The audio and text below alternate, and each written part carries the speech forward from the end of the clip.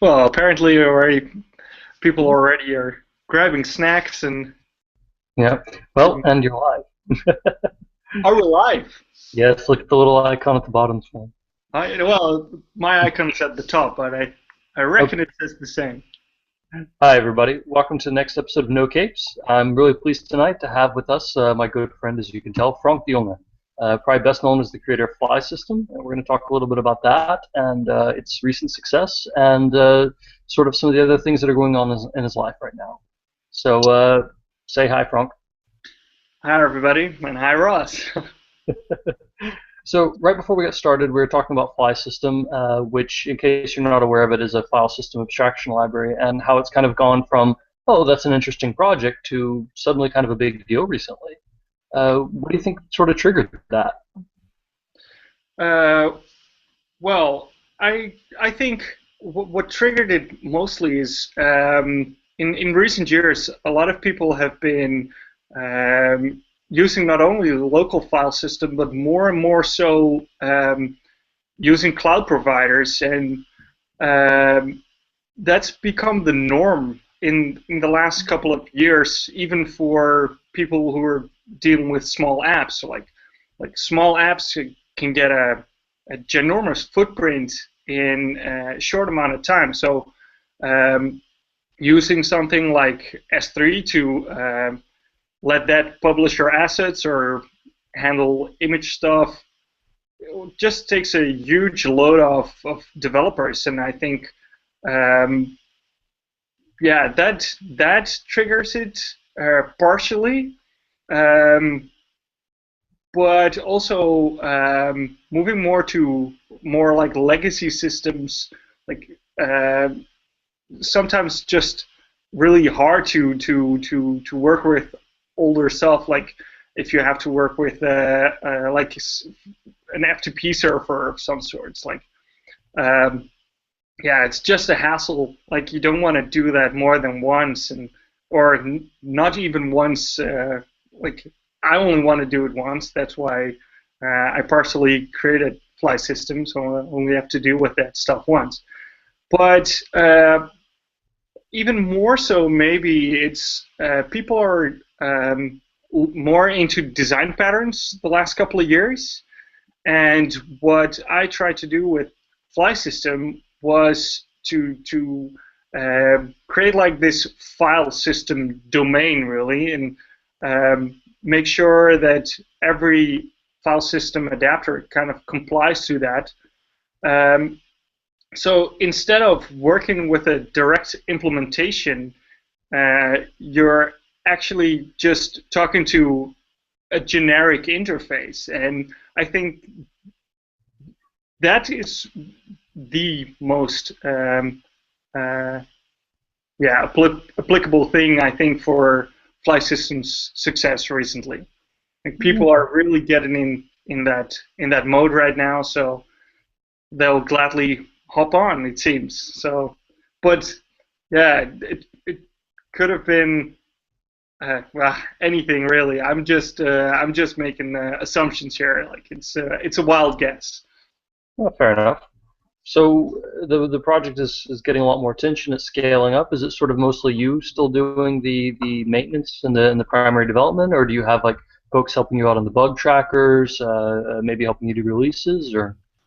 Well, it's mostly just me. Um, any help is welcome. Like I've got a lot of work lined up for me for future releases, and maintenance is always something that takes up enormous amounts of time. Like I when I first started out doing Fly System, um, I had the 1.0 version, and I thought, well, maybe a 1.2, and then I'm ready for the 1.x release, right? Because I'm just writing files and reading them and getting some metadata out of a file system. Like, how hard can it be? It's a domain which has around, I think, uh, 20 or so methods that you need to implement. So you just figure that it's not going to be that much work, but over the last couple of months, it's just well, actually, tremendous amount of work, and that might also be one of the things. Like I got down to the nitty gritty and really got into all those details, and I think a lot of people can't or either allocate their time to do that and then just have to resort back to using direct implementations of like Dropbox or AWS 3 stuff. But I just, for me, it was an investment also in learning all about all those different things because I encountered them all in my day job. But yeah,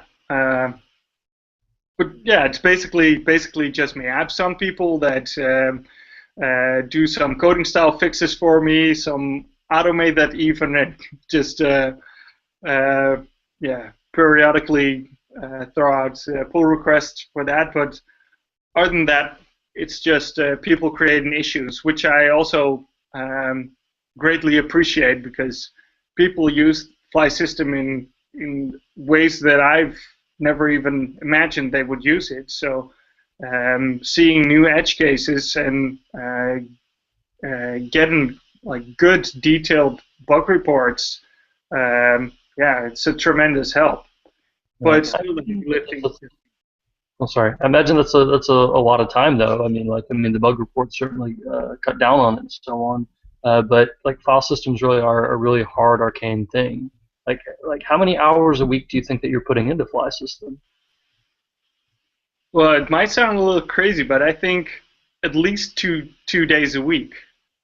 Wow. I mean, like for those of you who don't know, Frank is also a freelancer. He runs his own company. He takes on a number of clients at the same time, and he does really, really good work for them. But you're telling me that you put 16 hours a week in?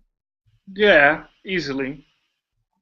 Like, it's not only doing bug fixes, right? It's also mapping out new stuff. Like, I'll spike out an implementation of something that I want to introduce in Fly System.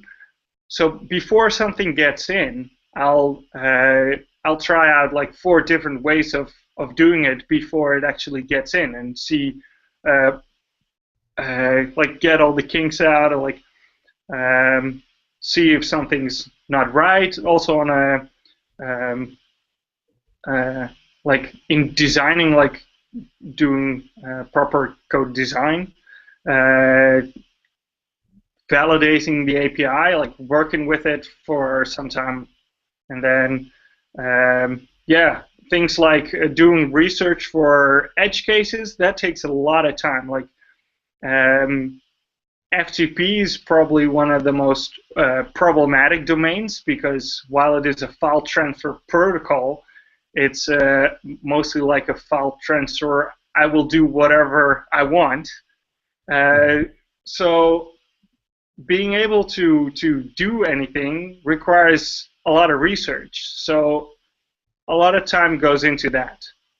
And especially for the things that I've got lined up for Fly System 1.0, I needed to figure out a lot of stuff. Like I needed to learn a lot, get new skills in order to tackle the problems better that are either currently in Fly System or some things that I know I'm going to encounter in the near future.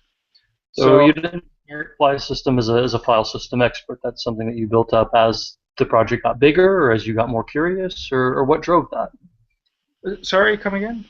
Sorry, you said that when you started Fly System, you still had a lot to learn about file systems and how they worked, and so you didn't start the project as an expert, but I imagine you're pretty close to one now. But what drove that? Was it like edge cases you were getting? Was it just your own interest? Was it, what pushed you to become an expert while you were building Fly System? Well, it was kind of simultaneously with learning more about design patterns, really. So I thought I needed to have a good use case to, or a good practice ground really to implement all this stuff and implement it in a nice manner. And I'm when I'm working for clients, I always rely on the stuff that I either know or know that are going to be right. So the first couple of hours that I spent, or weeks even, that I spent on uh, Fly System were just learning things for me, like spiking things out, throwing it away, redoing everything. Like the first couple of 0.0x versions were just major rewrites all around. Um, and I wanted to get more into the cloud stuff myself because I had looked at the AWS SDK, but to get started with that, like it's either like if you want to run something on EC2 and then have your assets on S3 and have like elastic load balancing stuff and scaling stuff. If you want to tackle that all in one go, like it's too big of a hurdle. Like you'll either feel like you're making no progress at all, or you're going to be in a non-comforty place for quite some time. Well, how did you So, stay motivated? sorry. Sorry, how did you stay motivated when you were trying to learn all that then? Well, for me, one of the big things was just to split it apart. I was like, okay, I'm not going to do easy two now. I'm just going to focus on something that seems graspable at first sight, and that was S3. Like it seemed easy enough, but yeah, I had to learn quite some stuff in order to find my way around it. Like it's so much different from using native PHP and just working with that. Like there are some ways that can help you with it, but still, it's quite something different. So and because it was such a small portion, I could then apply that knowledge in my day-to-day work. Uh, Recently, like relatively quickly instead of doing the full overall in one go. So you can gradually go into that. So the wins are easy. Like it's easy to get one step up, and then it feels like a win. So you get motivated again. Right. So you didn't like start this whole thing as an expert. It was piece by piece, make it smaller, keep learning more as you go along. Okay. Definitely, definitely. That sounds much more approachable. That also ties in with a question we got for somebody wanted to ask you, which is, and I quote, would you rather fight a unicorn-sized duck or 100 duck-sized unicorns? And if so, what would be your weapon of choice? Well, ooh, I'd rather what duck-sized unicorn or Uh, sorry, a unicorn-sized duck or 100 duck-sized unicorns? I think I'll battle the 100 duck-sized unicorns, and I'll I'll get a flamethrower. Excellent choice. I think that's what the original person said as well. Well, so Fly System is part of something called the League. Can you tell Yeah. me a little about that? Well, the league started off not so very long ago. I think now about a year or so, a little over a year, I think. And um, it was basically Alex Bilby, Phil Sturgeon, Ben Corlett, and I think they started it off. And I joined very early on. But it was actually not called the PHP League or the League of Extraordinary Packages back then, but it was called the Super Best Friends Club, which sounds ridiculous, and that's correct because it was it was kind of like a tongue-in-cheek name. So we weren't super serious about that, but we were super serious about getting a collective going of well-tested packages with good design and following standards. So it kind of progressed from there on, and in recent months we've been getting more organized. We've got more package applications and a lot of cool stuff. And we target like all the organizations that are out there now are mostly framework bound, or they're doing one thing and one thing in particular in fairly large domains. Like you've got the like frameworks like Symfony or Laravel, or you've got other packages like Doctrine, which is an example of a large domain. But there's a lot of other stuff out there that that can be solved in a nice way, but it's like not a lot of people use it, or it's something really niche or really specific, or something is really hard. Like we've got a couple of abstraction layers, like Fly System's one of them, but OmniPay is another one that we maintain. But also things like we've got OAuth server and OAuth client. Those are super complex things. Like it's super hard to do that right, and Alex Bilby has done an amazing job getting that together. And also, like apart from that, like targeting those different kinds of domains, it's also being an organization is as having an organization as like a common ground, like having people to rely on, like knowing if somebody drops out, there's still the organization to back a project. That really helps with adoption, really, because people now can rely on a package being maintained. Like when I first joined the league, I had a MongoDB abstraction layer that, or like more like a glorified query builder that got some attention when I released it, and that's actually the project that got me on the league. And after a while, I didn't really use MongoDB anymore. So, well, what happens with the package then? It still got some support. Like if there was a critical thing, I would still fix it, but I wouldn't really allocate a significant amount of my time for it. But now, because it's in the league, somebody else has picked it up and like stepped up to be the maintainer of the package, and it's in recent weeks, it's got a lot of fixes done, a lot of stuff worked out that were either missing or could be improved upon, like either coding style wise or whatever. So that's a huge plus. So the league is, as you say, it's kind of a collective that you step in and you help support these packages. I don't honestly know of too many like sort of cooperatives. I'm not sure if that'd be the right term. I don't know too many of those within PHP itself. Like the closest I could think of would be Pair.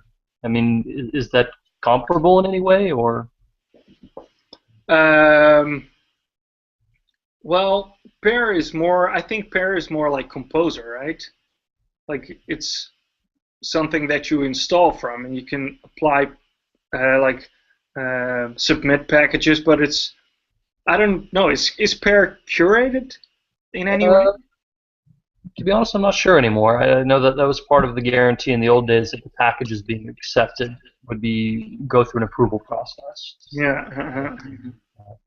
Well, since we don't do distribution, because that's all packages, I would say, well, we're not really like that, but some points might apply. Maybe we do a portion of what Pair was intended to do, and since Composer is now stepped in and do like 80% of what Pair was all about.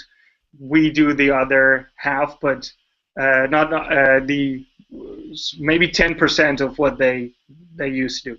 But the entire community basically does that for us now. You've got good groups of developers who do framework-related stuff, and most of the stuff a lot of stuff that you need is basically out there, and there are some renowned packages for certain things like Prez for Redis and Beanstalk. There's a go-to package for that as well. But other than that, it's just unknown vendors, and the PHP League is now trying to become a known vendor for certain things. Is that a known? Is that a goal, so to speak, besides just offering support greater than what an individual maintainer could do? Is the promotion part of what the league wants to stand for? Well, yeah, the acceptance criteria of getting a package on the league is like we want certain quality of a package. So before it gets accepted on the league, we'll have discussions about it and see if we can persuade the maintainer to improve on certain stuff if we feel like something is missing or something isn't in the place where it should be. So in that way, it's quality approval stamp of some sorts, which helps in getting more known. And if there are packages on there already and people use that and they see they have the same vendor name and a new package comes on, they can expect the same amount of quality from a package like that. So that definitely helps, yeah. Yeah, Okay. that's like we set those rules for a reason. Like, we don't want to have 1,000 packages. We don't want to have 100 packages. We want like at least less than 100, of course, but well maintained and well tested and well designed. And you can't just maintain like 70 packages with those high standards as a small group. So Right. it's So going to be a few, but yeah. So is the league really like? Do you work together sort of in a loose fashion to provide these kind of things, or is it, or do you consider it more of a tightly focused group? I wouldn't say we're tightly focused. Well, we are a tightly focused group on just a number of goals, but the number of goals are really fundamental, so they don't require a lot of communication. Like, we want the coding style to be PSR2. We want everything to have decent test coverage. We follow the design principles. We like PHP the right way all the way. So it's easy for us to refer to sources like that and to get people to improve their stuff before it's included into the vendor. So Right.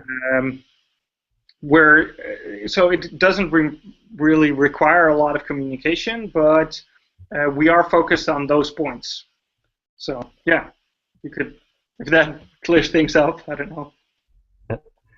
Um, yeah, I mean it's a little bit of a different model, but I guess you can say packages are definitely on the rise in PHP, so it becomes more important. But at the same time, it's maybe a bit harder to explain this model since we're so used to bigger frameworks and projects and stuff. I Definitely. mean, not to pick open an old wound perhaps, but there was the recent run-in with Fig, for example, where you Yeah. applied for membership, but because you're a loose co-op, that was sort of hard to communicate maybe what was going to go on there. Correct. Yeah, yeah. We had kind of it wasn't really a fight or anything, but it was something that yeah, that didn't really go as smooth as we hoped it would. Um, Basically, because we're like the unmanagement movement within the PHP landscape, right? We don't have a president. Like some people will say, like, yeah, well, Phil Sturgeon owns the domain, so he must be the king of the castle, and he'll dictate everything. Well, that's certainly not the case. Like, uh, we'll discuss things, we'll advise, we'll vote on people who want to get in. Everybody wages in. We have, I think, one of the most mature styles of discussing this stuff. Like, uh, yeah, we come with decent arguments why something should be or shouldn't be, and one of the strong suits here as well. Like, if somebody doesn't like the package that somebody has submit, but he also doesn't do anything in that field, he would just give a null vote. Like, it's not based on any bias somebody has against a certain package. Like, there are packages in the league that I have never used or am likely not to use, but that's okay. Like, especially when you're targeting niche problems, that's going to be the case. So you have to be really objective about it. Leave your personal stuff at the door and just judge it based on, based on solid arguments, not just a hunch feeling. Yeah. Fair enough. So, changing topic here slightly. I mean, like on one hand, the league is also, I don't want to say like competing for legitimacy or mind share, but you know, it's definitely a push to get it out there and get people using those packages. And at the same time, I mean, you know, you yourself are trying to get out there into the community a little bit more often. Like for those of us who weren't at Laracon, for example, you know, there was a running joke about you know, is Frank famous or not? You know, uh, so the questions I have really are sort of like, A, are you famous yet? And B, um, how hard is it to sort of break into all of this? Not just like the league per se, but you specifically. Like, do you feel like the community welcomed you with open arms, or do you feel like, you know, it's a little bit of a, you have to prove yourself? Well, I think everybody needs to prove themselves. Like, you don't get anywhere for no reason. Like, the only way for me, I think the reason why I'm on stage now sometimes doing talks is because of Fly System. Because um, I've created a tool that people can actually use and see that solves a problem, so they kind of expect me to have knowledge about this. So, and yes, I started out a noob in file systems, but now I know quite a bit, and that has really helped me, like, get on stage on Laracon for the second time, which was a lot different from the first time. I can assure you that. Um, yeah, and knowing, like, I can hand that out as a reference, and people can look at that, and that kind of validates my presence in the community. But for me now, the challenge is more like, how do I continue from this on, like from this going onwards? Because I've had this file system talk now for, I think, half a year, and I could do it at a couple more conferences, and there are a couple more conferences coming up. Like, I'm speaking in Madrid at the end of this month, actually next week, and then I'm speaking at PHP Benelux in January. But if I want to go to other conferences, like in America, I'd have to submit at least like 2 or 3 talk abstracts and I need to find new topics to talk about because I know this domain and I know it very well. I can easily talk about it for an hour on stage, but uh, finding new stuff is going to be a challenge. So it's going to be a fun challenge, but still, it's going to be a challenge. And I've seen like what's that conference again? I think Sunshine PHP. A lot of people from well, a lot of my friends are speaking there, and they all submitted like at least two talks, and I only had one. And in my no thank you letter from Sunshine PHP, it was like, yeah, maybe submit more talks, and then it's likely you're more likely to be accepted. If you submit only one talk, yeah, chances are slim at best. Like you have to have like an amazing talk, like something that has been on bigger conferences or uh, uh, people are talking about it always, and some talks have that, but um, yeah, mine is about file systems. It's uh, it's not one of the it's a nice talk, and I would love everybody to hear it. Um, but it's not like one of those super inspirational talks like that you sometimes see out there on conferences. Like Right. it's not a keynote talk. Well, is this something you want to do more of, though? I mean, like, you have a really, really successful package. You're definitely up and coming in the community. You do a lot of great work with the league. I mean, why do you want to do conference speaking on top of that? What is it? What is it about that appeals to you? Well, for me, it's partially because I'm freelancing, but also because I'm in Holland. You can get super easily isolated, and um, for me, like one of the main things that I do is I go to Amsterdam PHP, which is our local meetup group, and I acquire a lot of knowledge there, and I talk to people, and I meet new people, and I talk to those people online on IRC or on Slack or whatever, and that is my exposure to the outside world. Other than that, I don't have any colleagues, so either I work on projects, and then you have to kind of um, shove some learning time in there as well. But mostly when you're hired to do projects, it's just like full on go and into production mode. So yeah, allocating the time to be philosophical is that's not really the time or the place, right? Well, So being able to speak at conferences allows me to be there because I last year I had a company, but I quit that company now, and I'm back to freelancing. And when you're starting out as a freelancer, your income is quite insecure. So reserving the money to go to conferences is kind of tricky. Conferences are not cheap if your boss doesn't pay it for you.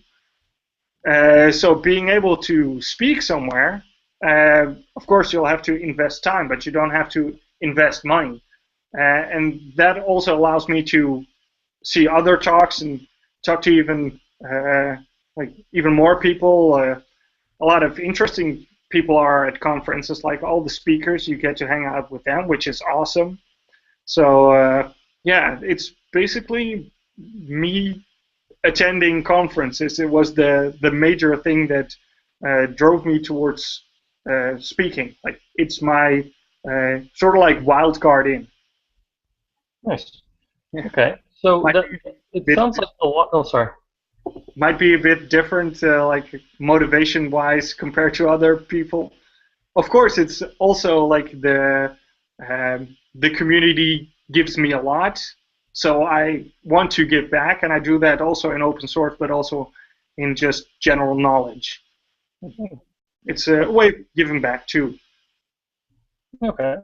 Well, it sounds like like a lot of it is kind of tough, honestly. So you say freelancing is tough. Breaking into the speaking scene takes some work. open source projects. We got a question on Twitter actually from someone named Severin who wants to know, do you need a thick skin in maintaining an open source project and perhaps also an open source presence? I think you do, yeah. If I see what kind of stuff people throw around on Twitter, um, it often baffles me. Like people will be super harsh in a in a world where everybody gives stuff away for free. People will get burned for the things they do for others. Like um, I find that hard to grasp, and I try always to steer clear of those conversations. Like I did get myself involved uh, earlier on, um, but I try to do that less and less because it just doesn't add anything. Like I can use that time for so many different things, or try to learn new things instead of being frustrated or whatever. And if I see people like either um, yeah, talking smack about a package or that I've written or somebody else has written, I will only focus on like the factual stuff that they say, try to um, correct that if needed, and mostly that disarms everything. Like it's so easy to let those things escalate into something that's not really needed. If you just battle the facts, then the facts will do all the heavy lifting for you in those cases. And one of the things that helped me, like for instance, for Fly System, I've had a lot of feature requests which were not really file system related, but they wanted to do stuff that was available in, for example, the S3 SDK, AWS stuff. They wanted to get to some of the deeper parts that you can do with AWS, but that's not really file system related anymore. And you always have to find a good way to explain that to somebody, because somebody asks for something and you can't just turn them down, just say no, and then not have a good reason why. And I've actually had a couple of issues on Fly System where somebody asks for something and I explain them why Fly System is not the place to put this in, and they were actually quite happy with the way I responded, because I turned their request down or even pull request down, but I gave them some knowledge that they could use elsewhere. So I still like help them get a little further down the road for them. So it's still a win for them, and I maintain a project integrity. So Yeah. that's maybe a good trick for other maintainers. Well, it's interesting because we had Taylor Otwell, who runs Laravel, on in the last episode, and he was talking about how important the documentation was and communicating in a kinder way with developers and so on. Yeah, And you and I have talked a little bit about previously. For those of you who don't know, Frank is Dutch. He lives here in the Netherlands. I'm an expat, and he's expressed before that he feels it's difficult to break into what's predominantly an English-speaking world as a native Dutch speaker. Like it's an extra handicap for him. yeah, yeah. That's certainly the case sometimes. Like for me, if I just talk in my own language, everything just comes out really fluently, and you can just hop in to from topic to topic, no worries whatsoever. But when talking in English, you always have this translation layer on top of that, and sometimes it's not even a translation layer, but it's a verification layer. Like you want to speak as fluently as possible, and then you think of stuff that you want to say, but still your mind goes back to your native language and back to translate it once over to see if you cut the correct term for something.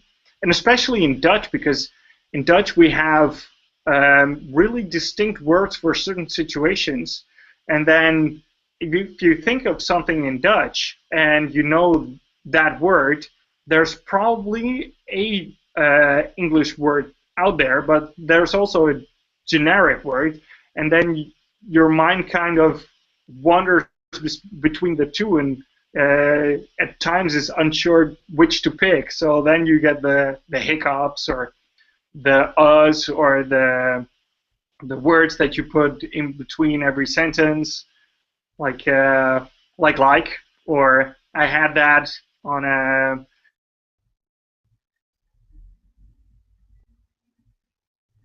talk I to the world basically a lot of times, and people will catch on to that. Like, and you know that people do that, so it becomes a yeah somewhat of an extra hurdle to overcome. And for me, it's not even it still is a hurdle, but in Holland we're really exposed to the English language, but in some other countries that's not the case as much, or sometimes not at all.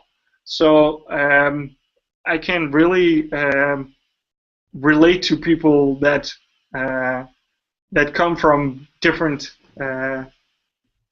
lingual backgrounds. And you see that a lot. Like people do trip over that. Yeah. And do you feel that's like, especially in, for online communication, it's maybe not such a big barrier, but for the conference scene in particular, I can imagine that's really tough. Is there any particular tips or tricks you would recommend for somebody who's maybe got to deal with that translation layer as well? Oh yeah, I think there are two tips. One, if you have your talk, like write it out, like full on write it out. Some people can just basically have flashcards, and they go at it, and they complete the entire talk without any hiccups or whatsoever. But I think that's a superpower that not many developers or speakers have. And for me, what really helped a lot was um, really write things out and then read over and over and over until you almost get boring of your own talk, basically. But to have it in such a way that you can always fall back to that as like something that's almost programmed into your brain so that you can recite it. Um, but you'll still be comfortable enough when you have that basis of comfort, knowing that you can fall back on that. You can also deviate from that path, and then talks become a lot more fluent, and then you can have some decent crowd interaction and stuff like that. And what helped me, and that's my second tip, what helped me a lot is I always notice that when I haven't spoken English for quite some time, like now, I've had some English vocal interactions in the recent days, so everything comes out a little bit more fluently now. Um, but if you're at a conference, there's going to be like socials before and socials after or socials during. And if you don't have a talk that's on the first slot, you can just like warm up your English vocabulary by just going to socials. Like in the meeting room, go talk to people. That will, I think, in a way also ease your nerves and will get your English juices flowing. So that's that's what I like to do the most. That's the thing that I see that helps me the most. That's a good tip, actually. I like that. Do you feel like there's anything else, like perhaps not necessarily uh, language barrier, perhaps, but sometimes a cultural barrier? Do you feel like there's a cultural barrier between different groups in PHP, or is it the internet is the great equalizer? No, I think culturally, um, yeah, there are quite some barriers and that I had to, well, not had to battle, but I had to identify them for me to be sort of like okay with the situation. sexism has been a huge topic in um, well, the recent years. And um, what I like how it came across me was like, yeah, there's like you're a man, so you're doing stuff wrong, uh, and I had to figure out why that was the case because um, I heard uh, like a cry out from a world that I really didn't understand or know a lot about. That was because in my upbringing, equality has always been the number one thing. So um, uh, my mom, when I grew up at home, for the for a good number of years, she was the only financial provider for the entire family. Um, so our for me, equality, like gender, was not even on the spectrum. And when I heard all those sexism things, that kind of more like put it on my spectrum more than I wanted to. So I kind of struggled with that, and I think maybe I can't speak for the entire country that I live in, but it feels like compared to other countries, Holland might have a couple of steps ahead, maybe. Maybe you're a better judge of that because you've lived in more countries than I have. But that's what it feels like to me. And then on Twitter, you get exposed to so much, and then first you only see the positive things because or the people addressing an issue, which I thought was an issue that hardly or didn't exist. And when you start to talk to people about that and say they show examples of how it goes in another world, and then you're really baffled about like the state of things in other parts of the world, and that's something I really had to get used to. Yeah, that was a little more harsh than I would have hoped. Yeah. Hmm. We've had Michelle Sonver on previously from PHP Women who have been really focused on helping women, supporting women, and not just women, but essentially anyone within PHP. I mean, do you feel like we still have a long way to go within that? I mean, are there places you would turn to say people can go here and that will help, or things that we could do to make that more open and welcoming? Yeah. Uh, I think it's a tough one. Like um, especially because I personally haven't experienced a lot of that stuff. So I also haven't developed the tools in order to battle it. Makes it tough. But um, uh, so yeah, clear pointers on that part, no. But like um, exposing them to a wider community, like exposing everybody to a wider community, will introduce everybody to new ideals or new thoughts. So for everybody to try to be as inclusive as possible, even to people that you like, if you totally don't agree with the way they think or whatever, if you exclude them from the conversation, you're not going to solve anything. So also being in conversation with the people that you don't agree with, I think that's one of the and being respectful in that communication. That's something that I think quite a lot of people can benefit from, because it seems like it's always like two sides. Like you're either on the pro side or the anti side, but so it's more like a battle. But if everything is a battle, then the other party will always defend and try to justify their ways. And if we force people into that behavior, it's hard to get them out of it. Like if you push somebody in a corner, he's gonna kick and scream. So yeah, so being more polite, even the people that you might hate, even that yeah, that would help. It's a good message. Um, while we're talking about cultural issues of our time, Gary Hawken actually sends an important one. He wants to know who your favorite member of the A team is. The A team, Murdoch, of course. Okay. There's something else I wanted to ask you about, just about you personally, but I know that outside of your work with Fly System, the league, your business, etc., you're also a musician. Correct, yeah. What instrument do you play? I play the drums.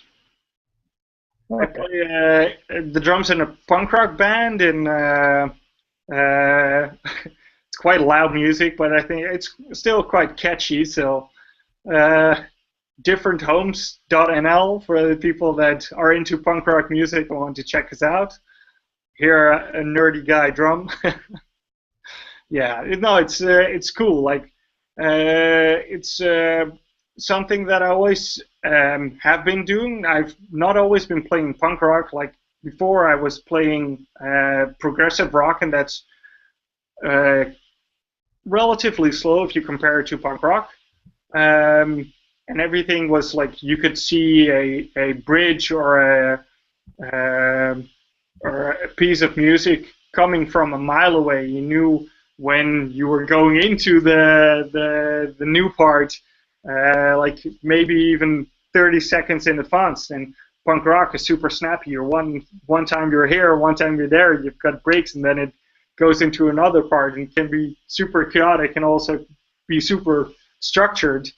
Um, and that was something that I really had to get used to. But it's a lot of fun, and it also allows me to relieve a lot of the tension that sometimes builds up during the day. Like you sit behind your desk, you're solving problems, and sometimes it just doesn't work out. And when you then do something like with music, in a scenario where basically everything works better in music if you don't think anymore, and that allows your brain to free up. And a lot of times I'm in a practice session, and in between songs, sometimes something work related will just be resolved. So uh, I can highly recommend people to play music.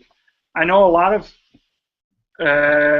of developers I've talked to, they're like, yeah, I used to play music and it was awesome, but yeah, now I've got work, and now I've got personal life, and it's hard to fit it in. Um, but I would just encourage to try to work in like an hour or an hour or two a week of playing music. If you have the ability to play an instrument, it's awesome to be able to do that. So and it helps your work life as well. Like it helps to balance things out. And um, for me as well, it created like a weekly distraction of my coding sprees, which allowed me to sometimes break free of like a coding spiral that went the wrong way, or uh, yeah, just helps you. Well, it helps me to put my mind at ease. So that's a big plus. Yeah. Yeah, fair enough. And related question, when do you find time to sleep? um, I had a couple of years where I only slept, and that's literally a couple of years where at tops I slept uh, 4 hours a day. So 4 hours at night. That was all I slept.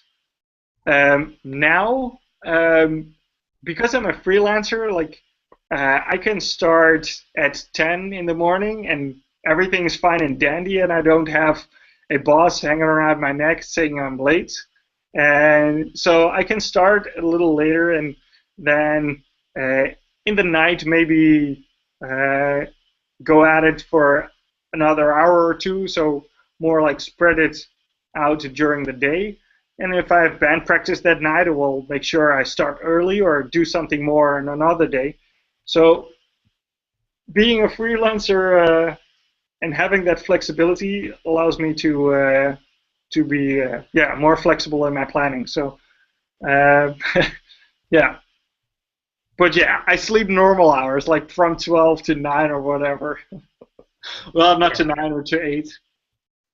Yeah. Uh, how do you feel about freelancing in general? Because on the one hand, at the beginning of the program, you said, well, it's actually really tough. Your income is very uncertain. But on the other hand, it sounds like it gives you the flexibility to do these other things that you really enjoy. Yeah, that's I think that's the biggest. It's a trade-off. Like if you have a job, you have certain securities. Like you're gonna have the same pay every month, and if I have if I need to allocate some time to prep my talks or work on new material or do some critical bug fixing for a fly system, I know I can't allocate the same hours for a client. So basically, I know that in the time that I was otherwise making money, I'm now not making money and doing stuff that nobody's ever going to pay me for. But it is time that is invested in me getting clients. So I just focus on. I don't do much like acquisition or anything. I focus on doing the open source stuff, doing the talks, and then just taking on whatever comes my way. And luckily now it's all worked out. Maybe someday I have to do more in order to get a more stable income or get a more stable flow of jobs coming my way. But yeah, I'm not too worried about that yet. Like, I'm doing okay. I could have one or two more jobs, but yeah, I don't know, I'm doing okay. Yeah. We've got enough time for one more question tonight. So I want to ask what's probably the most repeated question for you. What's under the hat? What's under the hat? I'm bald. So- Well, that dispels a lot of rumors right there. I can see our ratings peak immediately. Oh wow, yeah, got a good shiner going on. No, actually, I wear the hat. I've worn hats since I was basic. I think I was 15, and that was the time that I started to go bald. Actually, so it was something that was first something I did out of insecurity. I can be totally honest about that. But now, like, I don't care as much anymore. But for people with hair, know that hair keeps your head warm, and it keeps your head really warm, and it keeps your head from being sunburned. For the bald people amongst us, they can all high five me for knowing that getting sunburn on your head is the worst thing ever. It's a huge pain. So yeah, I had one summer in Greece, and I literally spent 5 days with yogurt on my head in order to get a sunburn to be gone. And that actually is a good tip because it worked like crazy. But I almost had blisters on my head. So yeah, Wow. yeah, That does sound like the worst thing ever. yeah. So on that note, we're going to wrap it up for tonight. I just want to thank you again for being our guest and talking to us a little bit about what you do. Yeah, of course. And this also concludes my stint as a guest host. For our next episode, Kayla Daniels will be back, and we're really happy to have her again. I know I'm happy to have my free time again. So thank you very much, and we hope you've had a wonderful time. Have a great evening, everybody. And thank you again. Thank you for your time, Ross.